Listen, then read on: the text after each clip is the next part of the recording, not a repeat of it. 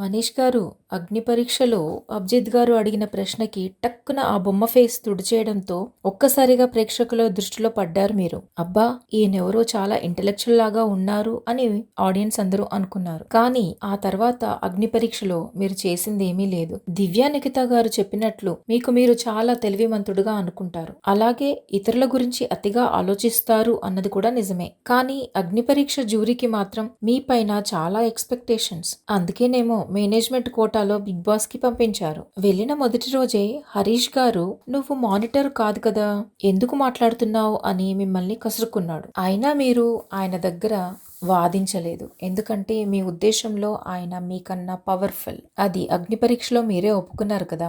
Owners team నుండి tenants టీంలో ఒకరిని నామినేట్ చేయమంటే సంజన గారిని నామినేట్ చేస్తూ మీరు వేరే వాళ్ళు మాట్లాడుతూ ఉంటే మధ్యలో దూరి మాట్లాడతారు కంటెంట్ కోసం అన్నారు. అంతేనా? ఈ హౌస్ లో నేను 100 రోజులు ఉండటానికి వచ్చాను, మీ దగ్గర నుండి నాకు నెగిటివ్ వైబ్స్ వస్తున్నాయి అని అన్నారు. చూసే వాళ్ళకి ఆ మాట చాలా టూ మచ్ గా అనిపించింది. సంజన గారు ఆ విషయం తలుచుకొని బాధపడ్డారు కూడా. మీరు అలా 100 రోజులు ఉండటానికి వచ్చాను అని మొదటి రోజు అనడం చూసి ప్రేక్షకులకు మీకు ఓవర్ కాన్ఫిడెన్స్ చాలా ఎక్కువ అనిపించింది. ఇక గుడ్డు గొడవలో రాముని ప్రశ్నించడం, టీ విషయం తీసుకురావడం, అమాయకుడిగా నువ్వు నటిస్తావు అనడంలో మీకు నీకన్నా బలహీనుల పైన చాలా చులకన భావం అన్నది అర్థమైంది. ఎవరైనా ఇంట్లోకి రావచ్చా అని అడిగినప్పుడు మీ సొమ్మంతా ఎవరో లాక్కుంటున్నట్టు వెళ్ళాలా అని ప్రశ్నలు అడగటం చూసిన వాళ్ళకి మీలో ఉన్న అహంకారం కనపడింది. మొదటి కెప్టెన్సీ టాస్క్ లో సంచాలక్గా చాలా తప్పులు చేశారు.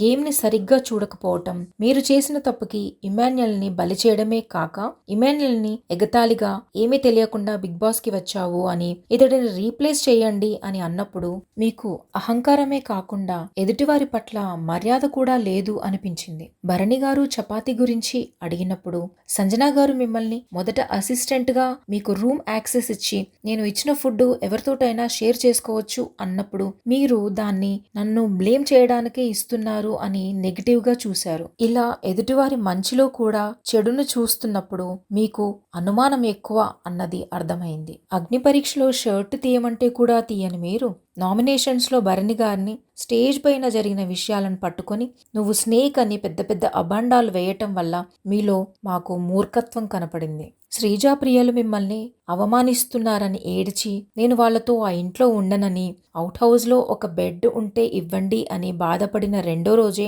అన్నీ మర్చిపోయి నామినేషన్స్ లో వాళ్ళిద్దరిని నామినేట్ చేయకుండా మళ్ళీ భరణి గారిని పిచ్చి రీజన్స్ తో రీతుని నామినేట్ చేయటం వల్ల మీ చంచల స్వభావం కనపడింది. రెండవ కెప్టెన్సీ 2 టాస్క్లలో భరణి గారిని ఎలాగైనా ఓడించాలన్న కక్ష, ఓడిపోయిన తర్వాత చూపించిన హావభావాలు చూస్తే మీలో ఒక పగ, ప్రతీకార మనస్తత్వం కనపడింది.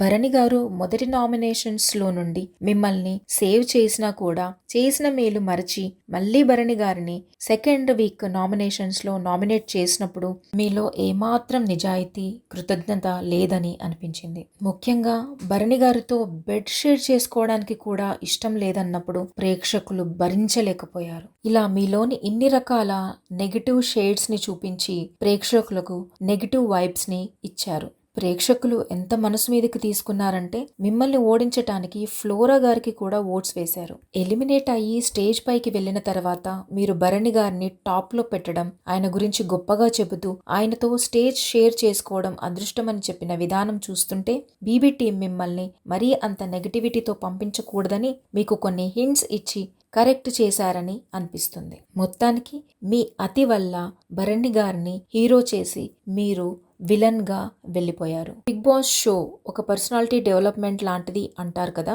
మనీష్ గారు జాగ్రత్తగా చూసుకోండి. ఎక్కడ మీ తప్పు ఉందో తెలుసుకోండి, వాటిని మార్చుకోండి. All the best.